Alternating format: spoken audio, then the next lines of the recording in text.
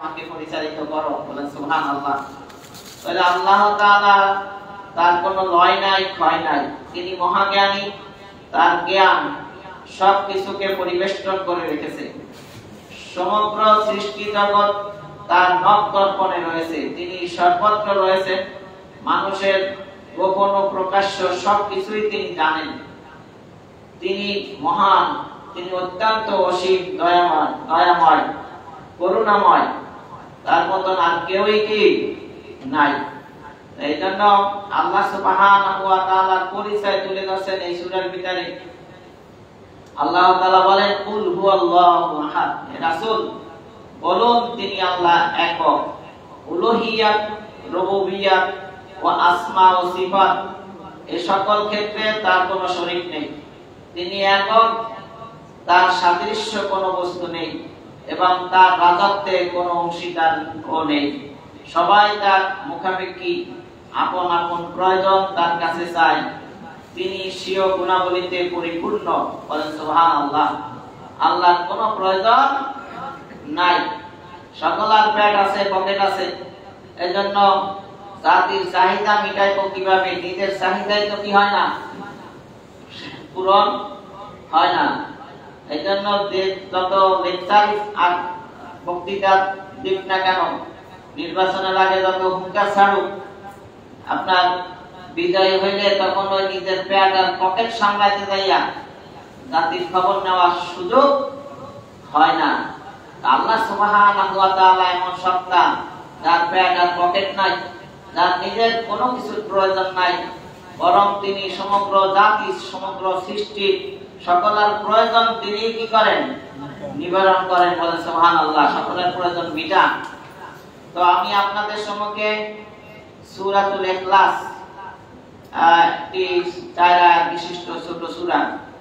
এই সূরাটি একটি ফরম্যাট, 4 আয়াত বিশিষ্ট এই সূরাটি কে প্রভু হতে পারে, কে ইলাহ হতে পারে, কে স্রষ্টা হতে পারে, তার ফরম্যাটটা হলো সূরা ইখলাস। এই ফরম্যাটে ফেললেই সত্য ইলাহ, হক মাবুদ প্রকাশ পেয়ে যাবে, বলেন সুবহানাল্লাহ। কারণ প্রথমে বলা আছে যে আল্লাহ এক, অদ্বিতীয়, যার মতো কেউ নাই, সকলের প্রয়োজন তিনি পূরণ করেন, তার নিজস্ব কোনো প্রয়োজন নাই। তাহলে পৃথিবীতে এমন কি আছে যার নিজের কোনো প্রয়োজন নাই? সকলেরই কি কোনো না কোনো প্রয়োজন আছে। তাহলে আল্লাহ হওয়ার যোগ্য কেউই নাই একমাত্র আল্লাহ ছাড়া। একমাত্র মুসলমান যে দাবি করে, যে ইলার দিকে দাওয়াত দেয়, মুহাম্মদ রাসূলুল্লাহ যে ইলার দিকে দাওয়াত দেয়, তিনি ছাড়া আর কেউ কি ইলাহ হওয়ার যোগ্যতা রাখে না। এটা মাক্কি সূরা, কেউ কেউ মাদানীও বলেছেন, কিন্তু আসলে যে সূরাটি মাক্কি এবং মাদানী দুই জায়গার কথা বলা হয়। মুফাসসিরিন কেরাম বলেন যে নাযিল হয়েছে মক্কায়, পুনরায় আবার ওই জাতীয় কেউ প্রশ্ন করলে ওই আগের সূরাটাই তিনি শুনাইয়া দিতেন। তখন তারা নবমুসলিম, তারা মনে করত এই সূরাটা কি মদিনায় অবতীর্ণ হয়েছে। আর যারা আগে থেকে শুনে আসছে মক্কার জীবনে, তারা বলে এটা মাক্কি। আর যারা মদিনার জীবনে নতুন শুনছে, তারা বলে কি মাদানী। এই হিসাবে অনেক সূরা মাক্কিও আবার কি মাদানীও। এই সূরাটা একটি ছোট সূরা। এই সূরার নাম আমরা জানি ইখলাস। 114টা সূরা আছে, প্রতিটা সূরার নাম সূরার ভিতরেই আছে। যেমন সূরা ইয়াসিন, ইয়াসিন ওয়াল কুরআনিল হাকিম, সূরার নাম সূরার ভিতরে কি আছে। আর রহমান, আল্লামাল কুরআন, সূরা রহমান প্রথম শব্দ দিয়ে এই সূরার নামকরণ করা হয়েছে। বুরুজ, ওয়াস সামাই যাতিল বুরুজ, তাহলে বুরুজ শব্দটা সূরার ভিতরে কি আছে। মাউন, ওয়ায়াম নাউনাল মাউন, কুরাইশ লিইলাফি কুরাইশ, ফিল, আলাম তারা কাইফা ফাআলা রাব্বুকা বিআসহাবিল ফিল। কিন্তু সব সূরার নাম সূরার ভিতরে কোনো না কোনো শব্দ দ্বারা সূরার নামকরণ করা হয়েছে। কিন্তু সূরাতুল ইখলাস, এই সূরার কোনো নাম এই সূরার ভিতরে কি নাই। এই সূরার নাম এই সূরার ভিতরে নাই। এই সূরাটা তাফসীরের ভিতরে লেখে প্রায় 20টি নাম আছে। কয়টা নাম? একটা দুইটা না, কয়টা? 20টা নাম আছে তাফসীরের ভিতরে লেখে। সূরাতুল ইখলাসের নাম কয়টা? 20টা। তার নাম বেশি, ডিগ্রি বেশি, তার গুণও বেশি। তাহলে এই সূরার গুরুত্ব, মাহাত্ম্য, মর্যাদা, ফজিলত অনেক বেশি। এইজন্য এই সূরার নামও কি বেশি। যেমন সূরাতুল ইখলাসের এক নাম হলো সূরাতুত তাওহীদ, একাত্মবাদের কথা এই সূরার ভিতরে কি করা হয়েছে? উল্লেখ করা হয়েছে। এবং পৌত্তলিকদের এবং শিবাদীদের দাবি খণ্ডন করা হয়েছে এই সূরার ভিতরে। এই জন্য এই সূরার নাম কি? সূরাতুত তাওহীদ। আর এই সূরার ভিতরে এই সূরা একনিষ্ঠভাবে আল্লাহ তাআলার ফজিলত, আল্লাহর পরিচয় বর্ণনা করা হয়েছে। একেবারে নির্ভেজাল ভাবে, কোন রকমের এখানে কোনো কারো সংশ্লিষ্টতা নাই। একনিষ্ঠভাবে আল্লাহ তাআলার আলোচনাই হয়েছে। তাওহীদের একনিষ্ঠ আলোচনা হওয়ার কারণে সূরার নাম কি? সূরাতুল ইখলাস। ইখলাস মানে কি? নির্ভেজাল, ভেজাল মুক্ত, কোন রকমের ভেজাল এর ভিতরে কি নাই, খালেস, ইখলাস, পিওর। তাহলে এক নাম হলো সূরাতুল ইখলাস, একটা হলো সূরাতুত তাওহীদ, আর একটা হলো সূরাতুন নাজাত। কারণ এই সূরা যদি কেউ অর্থ সহ বুঝে শুনে পড়ে বিশ্বাস করে, তাহলে সে জাহান্নাম থেকে নাজাত পাবে, জান্নাতি হয়ে যাবে। বলে সুবহানাল্লাহ। এজন্য এই সূরাতুল ইখলাসের আরেক নাম কি? সূরাতুন নাজাত। এই সূরার আরেক নাম সূরাতুল মারিফাত। মারিফাত পায় না অনেকে, মারিফাত পাইছে। মারিফাত মানে কি? পরিচিতি। কার পরিচিতি আছে এই সূরার ভিতরে? আল্লাহ সুবহানাহু ওয়া তাআলা পরিচয় দিবেন। এজন্য আজকের আলোচনা হলো আল্লাহর পরিচয় এবং সূরাতুল ইখলাসের ফজিলত, গুরুত্ব প্রসঙ্গে। তাহলে এই সূরার ভিতরে, সূরাটা ছোট কিন্তু এই সূরার ভিতরে কার পরিচয় আছে? আল্লাহর পরিচয় আছে।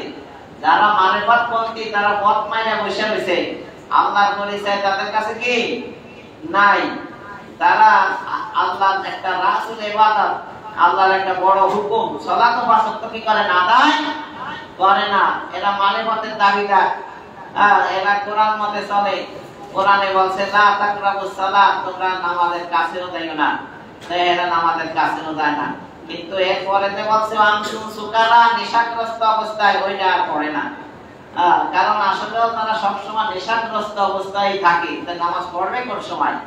এজন্য যে অনেকে মাজার ভাঙে, আসলে মাজার ভাঙে না, ও গাদার আস্তানা ভাঙে। গাদার আস্তানা ভাঙা তো নিষেধ না, মাজার ভাঙার দরকার নাই, কিন্তু গাদার আস্তানা যেখানে শুধু শিরকের আস্তানা, সেটা তো ভাঙতে হবে।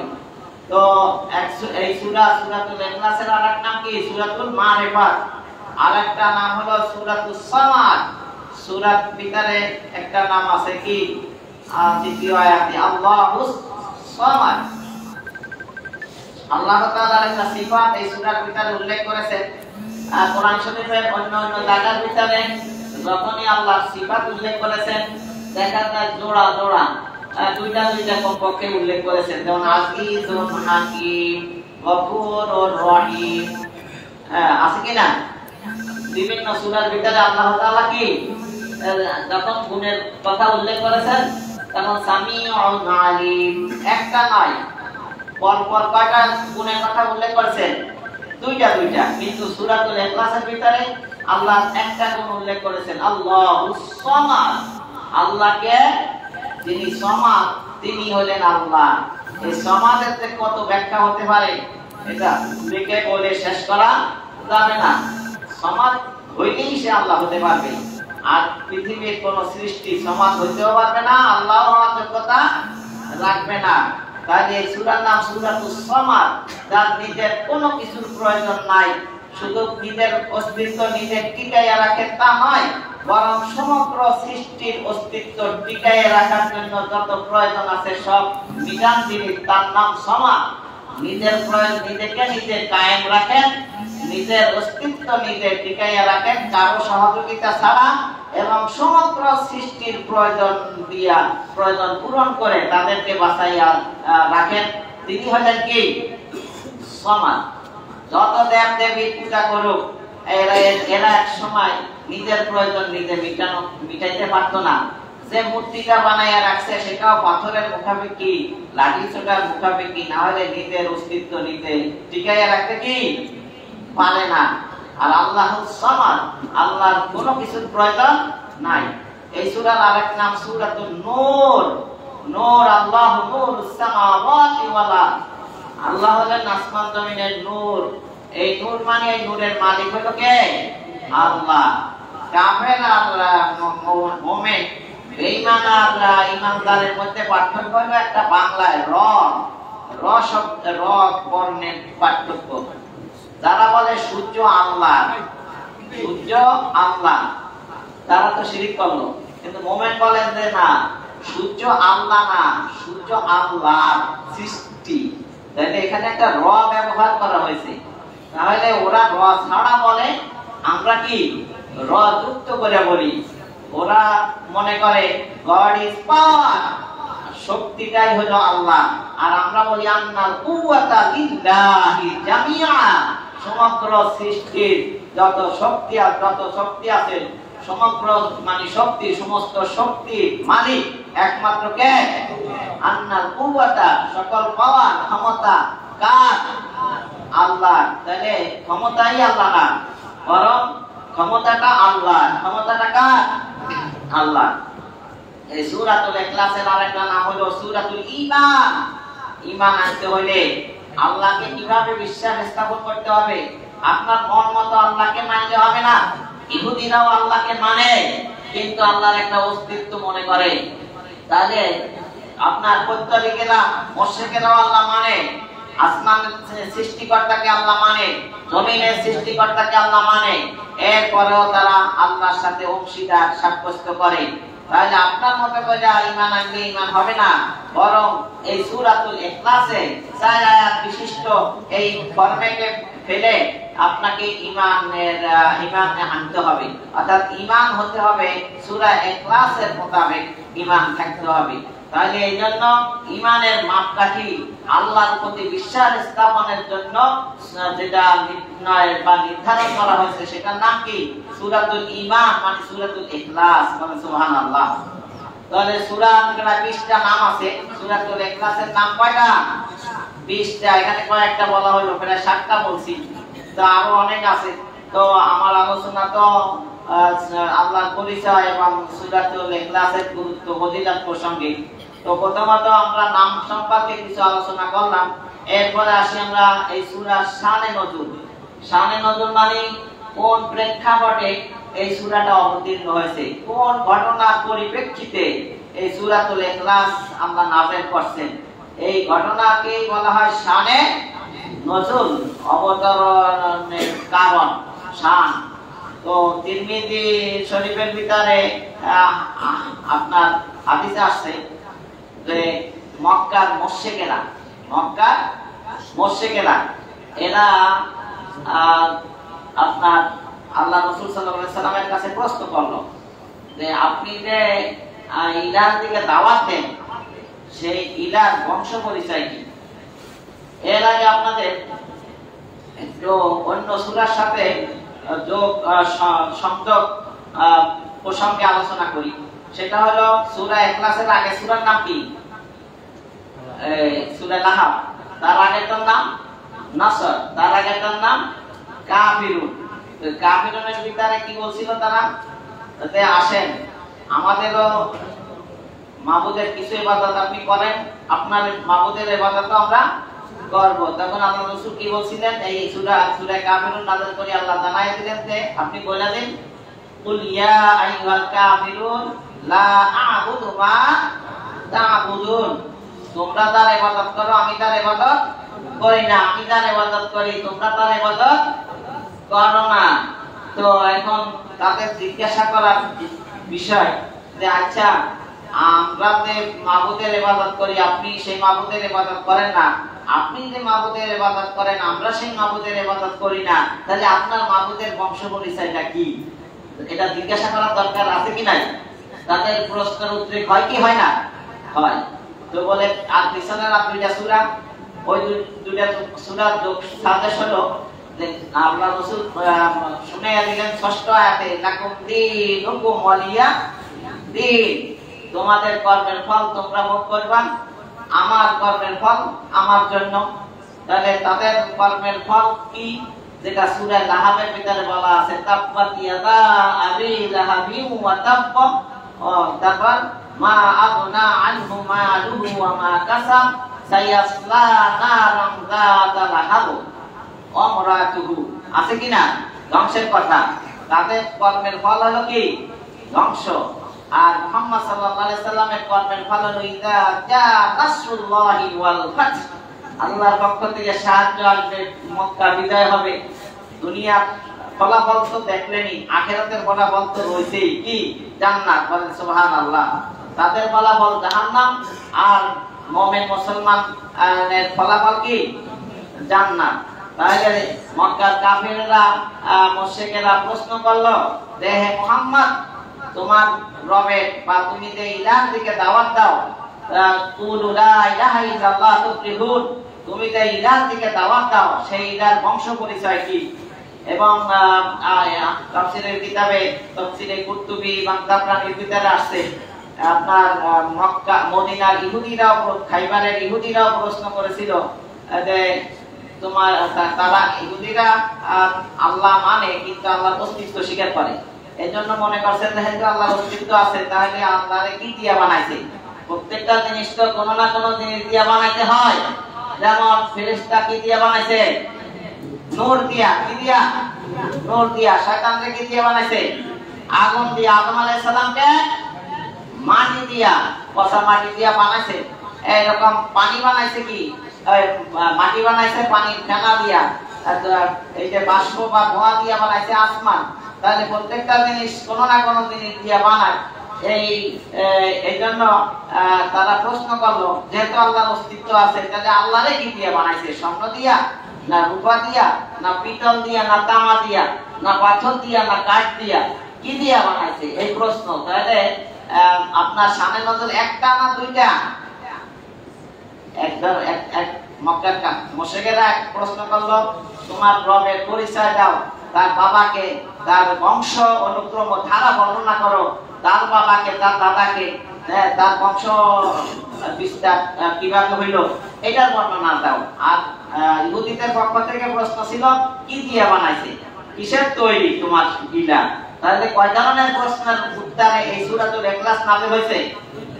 দুই ধরনের প্রশ্নের উত্তরে আল্লাহ তাআলা জানাইয়া দিলেন, কুল হুয়াল্লাহু আহাদ, বলো হে নবী তিনি আল্লাহ, তিনি একক, তিনি একক।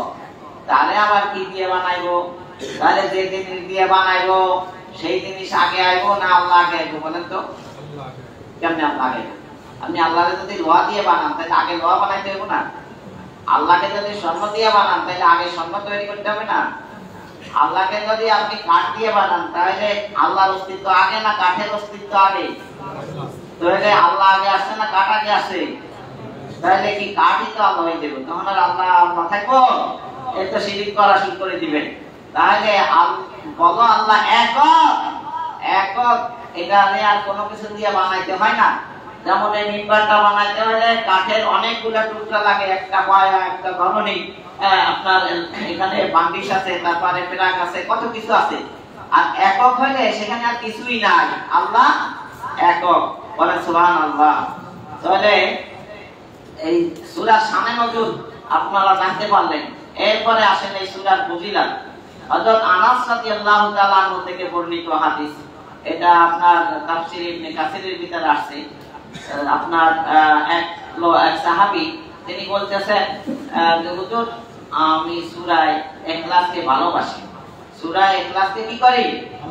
ভালোবাসি। তা আল্লাহ রাসূল সাল্লাল্লাহু আলাইহি সাল্লাম বললেন যদি সত্যই তুমি সূরা ইখলাসকে ভালোবাসো এই সূরা ইখলাসের ভালোবাসায় তোমাকে জান্নাতে প্রবেশ করাবে, বলেন সুবহানাল্লাহ। তাহলে সূরা ইখলাস তাকে জান্নাতে প্রবেশ করাবে। কাকে? যে সূরা ইখলাসকে কি করে? ভালোবাসে। আপনারা ভালোবাসেন? সূরা ইখলাসকে ভালোবাসা মানে আল্লাহকে ভালোবাসা, কারণ কোরআনকে ভালোবাসা মানে কারে ভালোবাসা? জিসে কোরআন আয়ে কালামে হক শানাস রোনামায়ে রব্বেনা সামদওয়ানাস। মাওলানা জালালউদ্দিন রুমি রাহমাতুল্লাহ আলাইহিকে প্রশ্ন করা হলো কোরআন কি জিনিস? তিনি বললেন কোরআন এমন একটি আয়না, যে আয়নার ভিতরে সমগ্র মানুষের সৃষ্টিকর্তা রব্বুল আলামিনের চেহারা দেখা যায়, বলেন সুবহানাল্লাহ।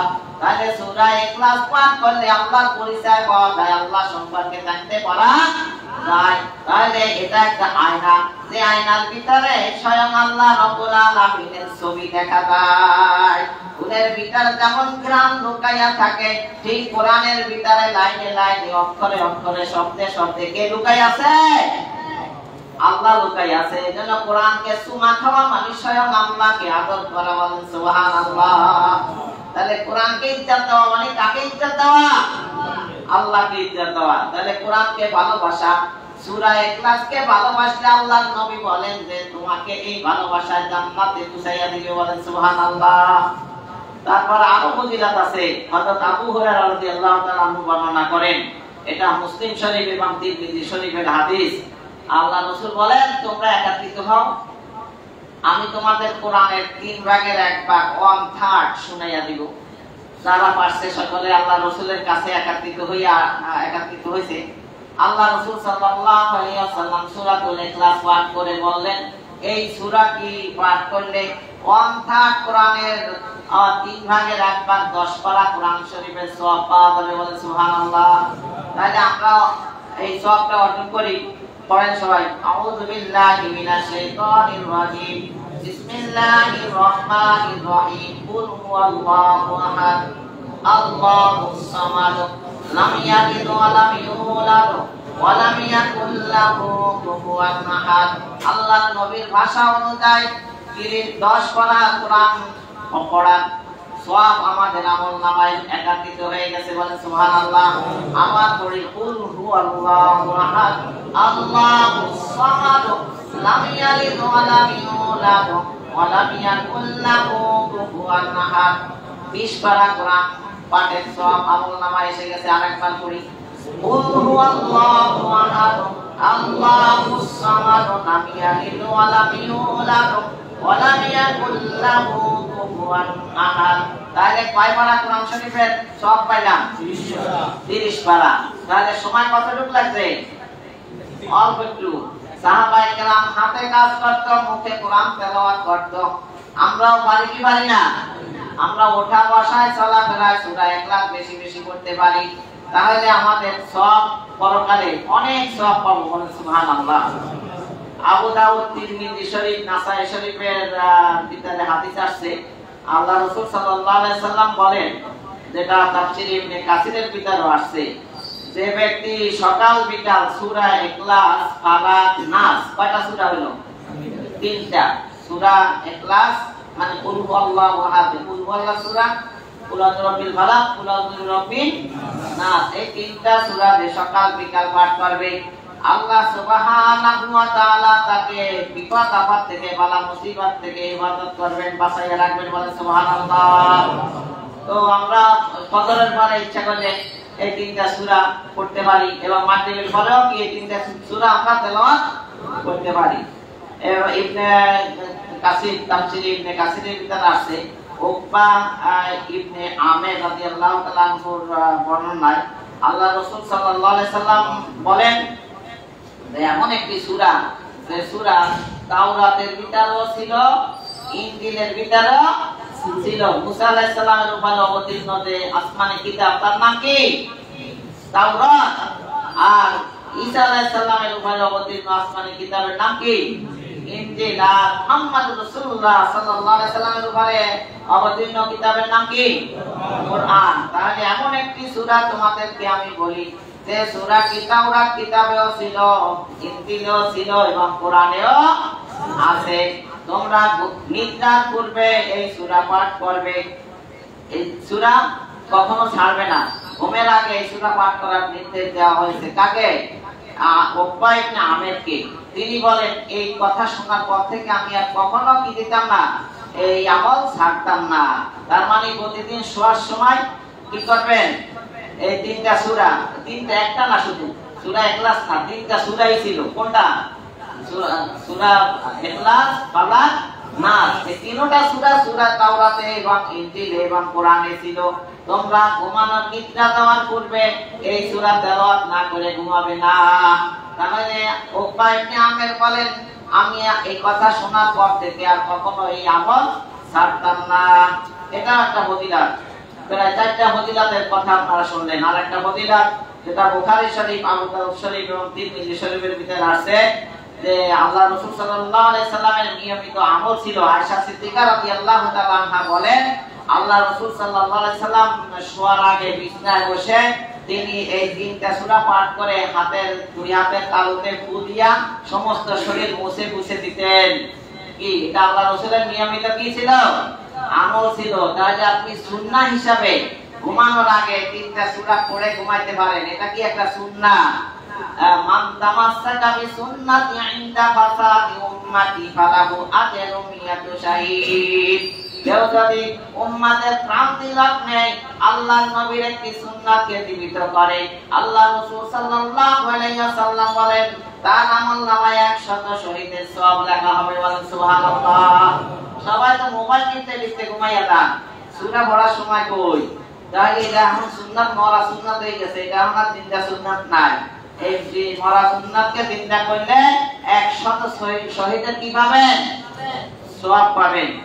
তারপরে আপনার হাদিসের ভিতরে আসছে যে আল্লাহ রাসূল সাল্লাল্লাহু আলাইহি ওয়াসাল্লাম বসা ছিলেন, এমন অবস্থায় জিবরাইল আলাইহিস সালাম এসে তার সামনে বসছেন। তো দূরে থেকে আপনার আবু যর গিফারি রাদিয়াল্লাহু তাআলা একজন সাহাবী আসতেছেন। জিবরাইল আলাইহিস সালাম বললেন যে ইয়া রাসূলুল্লাহ, ওই আবু যর গিফারি আসতেছে।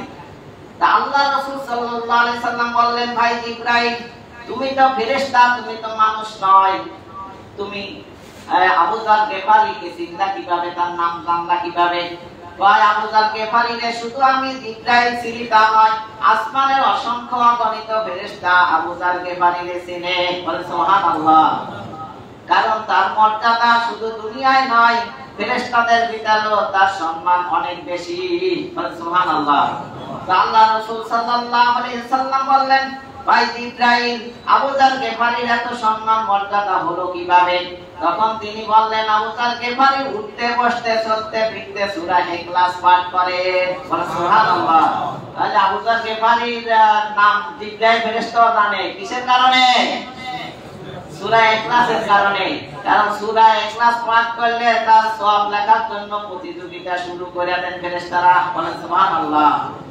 7 নম্বর সূরা ইখলাসের ফজিলত হযরত সাহাব ইবনে সাদ রাদিয়াল্লাহু তাআলা বর্ণনা করেন যে তিনি ছিলেন একজন গ্রাম্য লোক, অভাবী লোক, অনেক কাজ কাম করতেন, গরু ছাগল বা উট বকরি রাখালি করতেন বা ওগুলা লালন পালন করতেন এবং অনেক খামার করতেন। তারপরেও তার অভাব চাইতো না। তার কি চাইতো না?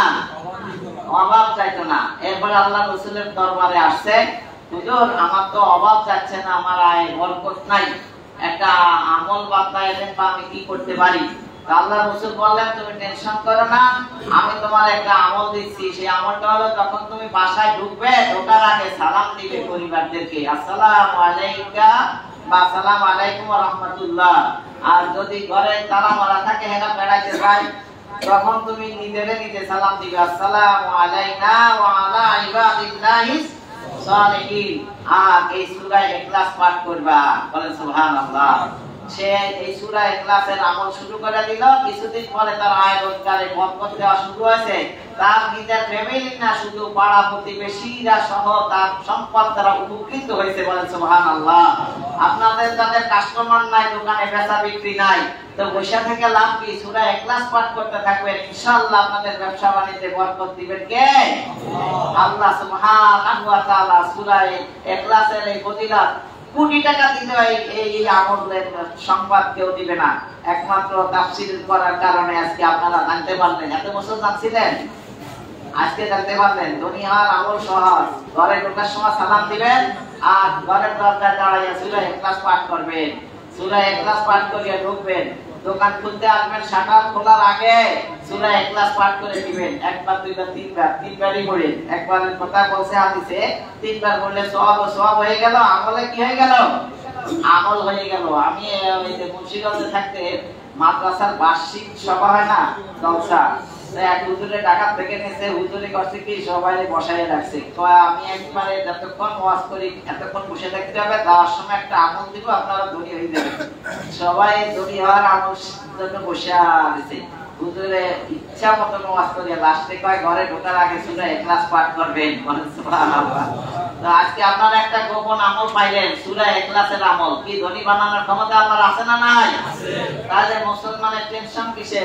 কোনো অভাব থাকবে না ইনশাআল্লাহ। আমল করে দেখেন, অনতি বিলম্বে অচিরেই আপনি ধনী হয়ে যাবেন। তো 8 নম্বর এই সূরা ইখলাসের ফজিলত। এই সূরা যদি কেউ 10 বার পাঠ করে, আল্লাহ রাসূল সাল্লাল্লাহু আলাইহি ওয়াসাল্লাম বলেন, জান্নাতে তার জন্য একটি মহল বা ঘর তৈরি করা হবে। বলেন সুবহানাল্লাহ।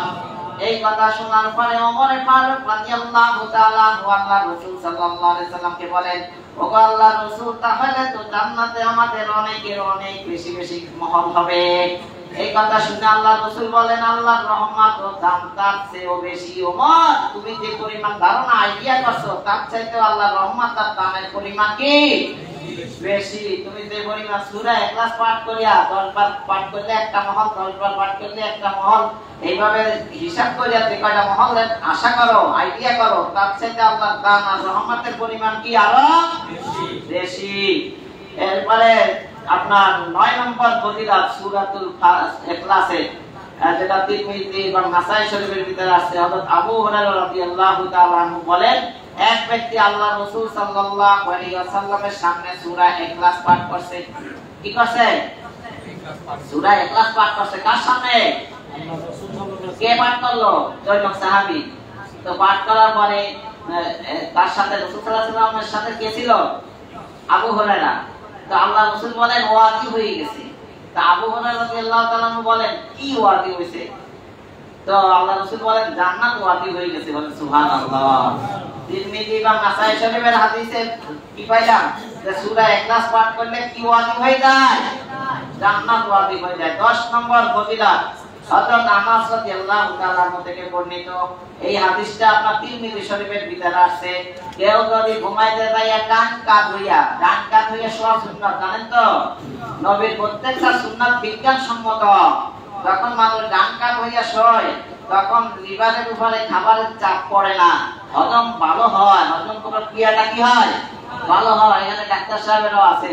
তাহলে আর গ্যাস্ট্রিক হয় না, ডিউডিনাল আলসার, পেপটিক আলসার, এই সমস্ত ওষুধ, গ্যাস্ট্রিকের ওষুধ টষুধ খাওয়া লাগে না।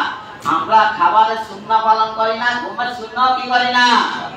পালন করি না। এই জন্য খালি ডেইলি গ্যাস্ট্রিকের ওষুধ খাইতে হয় সকাল বিকাল, তারপরও কমপ্লিট, শান্তি নাই নাকি?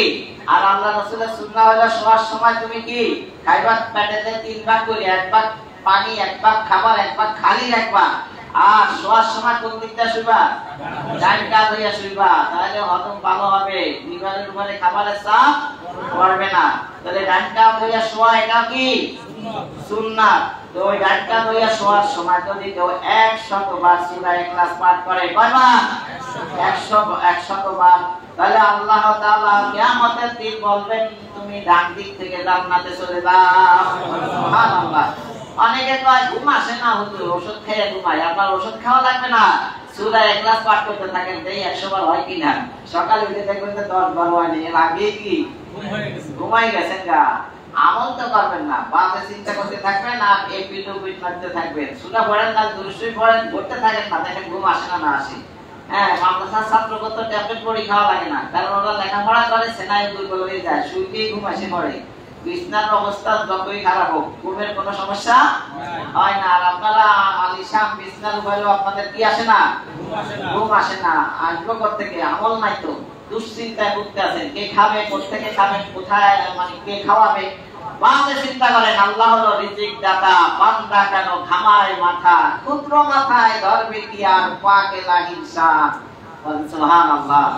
তাহলে আল্লাহ রিজিক দাতা, আমরা আল্লাহ আমাদের বলি অভিভাবক, আমরা অভিভাবক। আমাদের অভিভাবকহীন না, আমাদের মা নাই, বাবা নাই, ভাই নাই, তাতে কিছু আসে যায় না। আমাদের জন্য কি আছে? হাসবুনাল্লাহ ওয়া নি'মাল ওয়াকিল, নি'মাল মাওলা ওয়া নি'মাল নাসির। এরপরে আপনার তাফসীরে কাবিলের ভিতরে একটা হাদিস আছে, যে ব্যক্তি দৈনিক 100 বার এই সূরা ইখলাস পাঠ করবে, আল্লাহ সুবহানাহু ওয়া তাআলা তার 50 বছরের গুনাহ maaf করে দিবে। বলে সুবহানাল্লাহ। তবে দিনের গুনাহ maaf হবে না, সেটাও আছে একই সাথে। হাদিসের এক অংশে বলছে, যে ব্যক্তি দৈনিক 100 বার সূরা ইখলাস পাঠ করবে, আল্লাহর নবী বিশ্ব নবী রাহমাতুল লিল আলামিন বলেন, তার জীবনের 50 বছরের গুনাহ maaf হয়ে যাবে। ও আমার উম্মত, তুমি যদি কারো থেকে ঋণ করো, দান করো, খরচ করো, তাহলে সেই গুনাহ আদায় না করা পর্যন্ত maaf হবে না। তার পাওনা তাকে বুঝাইয়া দিতে হবে। ইয়াউমুত তাগাবুন, আজ না হয় কাল কিয়ামতের দিনের বিচারে তোমাকে তার নেকি দিতে হবে, না হলে তার গুনাহ তুমি নিয়ে জাহান্নামে যেতে হবে। মানুষের টাকা মাইরা চিন্তার ভিতরে জান্নাত খুঁজলে কোনো লাভ হবে না। টাকা থাকতে পকেটে টাকা নিয়ে ঘোরে, এর ভালো মানুষের ঋণ পরিশোধ করে না। তারপরে আপনার আরো ফজিলত আছে, যেটা বুখারী শরীফের হাদিসে আসছে, মসজিদে কুবায় এক আনসার সাহাবী ইমাম নামতি করতেছেন। মসজিদে কুবা ছিলেন তো হিজরত করার কালীন, আল্লাহ রাসূল সাল্লাল্লাহু আলাইহি সাল্লাম পথে মধ্যে মদিনায় ঢোকার আগেই, মানে মদিনায় ঢুকেই সর্বপ্রথম যে মসজিদ নির্মাণ করেন, 14 দিনের মতো ছিলেন, সেটার নাম কি? মসজিদে কুবা। প্রতি শনিবার আল্লাহ রাসূল ওখানে যাইতেন। আল্লাহ রাসূল বলেন, কেউ যদি মসজিদে কুবায় 2 রাকাত নামাজ পড়ে, একটা কবুল উমরার সওয়াব তার আমলনামায় লেখা হবে। সুবহানাল্লাহ। যত হাজিরা মদিনা যায়, তারা মসজিদে কুবায় দিয়ে 2 রাকাত নামাজ পড়ে কি পড়ে না? পড়ে। ওই মসজিদের ইমাম নিয়োগ দিবেন কে? ইমাম নিয়োগ দেয় কে? মুহাম্মদুর রাসূলুল্লাহ সাল্লাল্লাহু আলাইহি সাল্লাম। যত দোষ থাকুক, ইমামকে খাতানোর ক্ষমতা তার মুসল্লির আসেনি, নিয়োগ দিছে যে সেই তো কি চিন্তা ভাবনা করবে নাকি? তো এটা মাথায় রাখতে হবে যে কেউ আসেই খালি উল্টা উল্টা কথা বললে হবে না, কর্তৃপক্ষ আছে না নাই? তাহলে আর মসজিদে কুবার সাহাবী আনসার সাহাবী আব্দুল্লাহ ইবনে মাসউদ রাদিয়াল্লাহু তাআলা এর কথা বলা হয়, ওনাকে ইমাম বানানো হয়েছে। তো ইমাম সাহেব কি করে, প্রত্যেক ওয়াক্তে সূরা ফাতিহা প্রতি রাকাতে আর কি 2 রাকাতই তো কেরাত করতে হয়। 2 রাকাত বিশিষ্ট নামাজেও ধরে কেরাত পড়ে কয় রাকাতে? 2 রাকাতে। আসা রাকাত হইলো কয় রাকাতে? তো সূরা ফাতিহার পরে সূরা ইখলাস একবার পড়ি ফেলি, তারপরে সূরা মিলাই। প্রত্যেক রাকাতে এই কাহিনী করে, প্রতি ওয়াক্তে একই অবস্থা, সূরা ইখলাস ছাড়ে না। মুসাল্লিরা আল্লাহ রাসূলের কাছে কমপ্লেইন দিয়েছে, আল্লাহ রাসূল ইমাম সাহেবের ডাকছে যে তুমি এটা করো কেন? আমার কাছে সূরা ইখলাস ভালো লাগে, আমি এটা ভালোবাসি, এইজন্য এই আমল আমি ছাড়ি না। তো আল্লাহ রাসূল সাল্লাল্লাহু আলাইহি সাল্লাম বলেন যে তোমার এই ভালোবাসা তোমাকে জান্নাতে পৌঁছাবে। বলেন সুবহানাল্লাহ।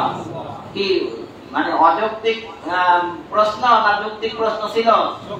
কিন্তু আল্লাহ রাসূল দেখছেন যে এই যুক্তি না, এতে ইমাম বিদায় দেওয়া যায় না। কারণ ইমাম বিদায় দেওয়া যে দোষ, সে দোষ এটা না, এটা সে পড়ছে, কোরআনই তো পড়ছে। ফাকরাউ মা তায়াসসারা মিনাল কুরআন, কোরআন বলছে কোরআনের যে কোনো জায়গা থেকে তোমরা কি করো? তেলাওয়াত করো। তাই সেই হিসাবে আব্দুল্লাহ ইবনে মাসউদ তো আর অযোগ্য না, তিনি ছিলেন সাহাবাদের মধ্যে একজন মুফতি। বলেন সুবহানাল্লাহ। এখনো যদি কোনো মাসালা যদি আমরা ব্যাস লাগে, তো কার ফয়সালা মানি? আব্দুল্লাহ ইবনে মাসউদ রাদিয়াল্লাহু তাআলা আনহুর ফয়সালা মানি। তাকে বলা হয় সাহেবুন নালাইন, তিনি আল্লাহ রাসূলের খাদেম ছিলেন। বাইরের কোন মহিলাগত কোন লোক আসলে সহসাই আব্দুল্লাহ ইবনে মাসউদকে চিনতে পারতেন না যে উনি বাইরের লোক না নবীর পরিবারের লোক। এত বেশি রাসূলের পরিবারের তিনি আনাগোনা করতেন। এইজন্য ইমাম আবু হানিফা রাহমাতুল্লাহ আলাইহি তিনি কোন সাহাবীর মত গ্রহণ করতেন? আব্দুল্লাহ ইবনে মাসউদ রাদিয়াল্লাহু তাআলা আনহু। তো যাই হোক, কোন প্রয়োজনে এই সূরা যদি আপনার 1000 বার পাঠ করে 2 রাকাত নফল নামাজ পড়ে দোয়া করেন, এই দোয়া আল্লাহ কবুল করবে। বলেন সুবহানাল্লাহ। কয়বার পড়বেন সূরা ইখলাস? 1000 বার। এই সূরা যদি বারবার আপনি অর্থ সহকারে বুঝে পাঠ করেন, তাহলে হৃদয় মন থেকে শিরক মুক্ত হয়ে যাবেন। বলেন সুবহানাল্লাহ। আপনার এই সূরার আরো একটা ফজিলত আছে, যেটা সাহাবীর বেলায় আলোচনা করা হয়েছে। আল্লাহ রাসূল সাল্লাল্লাহু আলাইহি ওয়াসাল্লাম যখন তাবুক যুদ্ধে গেছেন, কোন যুদ্ধে? তাবুক যুদ্ধে কিন্তু যুদ্ধ হয় নাই। যেসব যুদ্ধে সৈনিক পাঠায় ওটাকে সরিয়া বলা হয়, আর যে যুদ্ধে রাসূল নিজে যান অংশগ্রহণ করেন, লিডার হন, সর্দার হন, সেই যুদ্ধে বলা হয় গজওয়া। সেই যুদ্ধে কি বলা হয়? তাহলে তাবুকটা কি সরিয়া না গজওয়া? 30,000, কেউ বলছে 28,000। এই 30,000 সাহাবা থেকে মিয়া প্রায় 700 কিলোমিটার দূরে চলে গেছেন তাবুকের যুদ্ধে। মুসলমানের আগমনের খবর পাইয়া ওখানে কাফের বেদিনেরা পালাইছে। বলেন সুবহানাল্লাহ। আল্লাহ রাসূলের নিয়ম হলো যেখানেই যাক কমপক্ষে যুদ্ধ হইলে হইব, না হলে নাই। কয়দিন থাকে?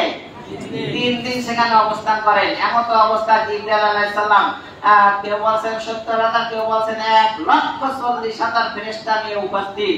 আল্লাহ রাসূল বলেন, ভাই জিবরাইল, সৈনিক তো নাই, সব পলাইছে, আপনি এতগুলা ফেরেশতা নিয়ে আসছেন কেন? কয় ফেরেশতা নিয়ে আসছে যুদ্ধ করার জন্য নয়, আপনার একজন সাহাবী আপনার মুআবিয়া ইবনে মুআবিয়া মদিনা, সে ইন্তেকাল করছে। আল্লাহ রাসূল বলেন, ইন্না লিল্লাহি ওয়া ইন্না ইলাইহি রাজিউন। কয় তার গায়েবানা জানাজা পড়েন, তারা আর এই ফেরেশতারা তার জানাজায় অংশগ্রহণ করতে আসছে।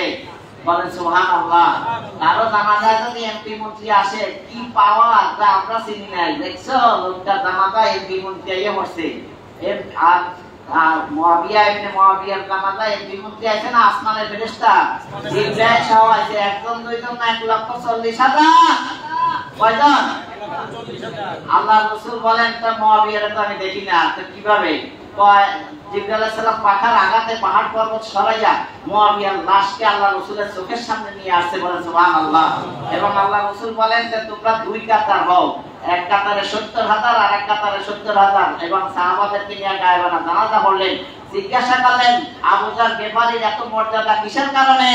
তখন আল্লাহ রাসূল সাল্লাল্লাহু আলাইহি সাল্লামকে জিবরাইল আলাইহিস সালাম বলেন যে আপনার সাহাবী মুআবিয়া ইবনে মুআবিয়া বেশি বেশি সূরা ইখলাস তেলাওয়াত করতেন। কি তেলাওয়াত করতেন? বলেন সূরা ইখলাস তেলাওয়াত করতেন বেশি বেশি। বলেন সুবহানাল্লাহ।